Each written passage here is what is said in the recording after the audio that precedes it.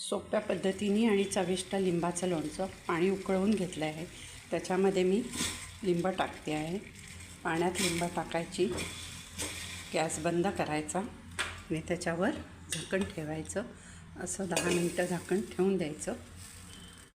आता 15 मिनटं ही लिंब ठेवलेली होती उकळत्या पाण्यात. आता ती काढून घ्यायची आहे आणि स्वच्छ कपड्यावर ती पुसून घ्यायची.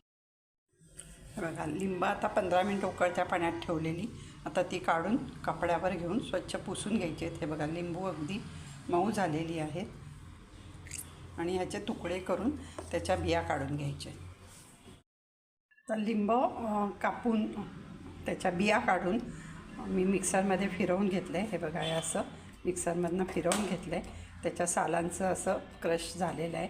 आता 1 वाटी हे आपलं मिश्रण आहे.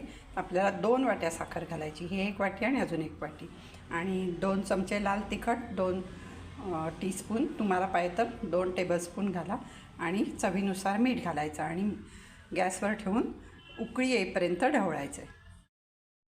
बघा, साखर विरघळली आहे आणि छान त्याला आता कड आलेला आहे.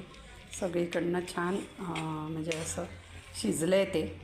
त्यामुळे इन्स्टंट लिंबाचं लोणचं आत्ता लगेच खायला आपलं तयार आहे.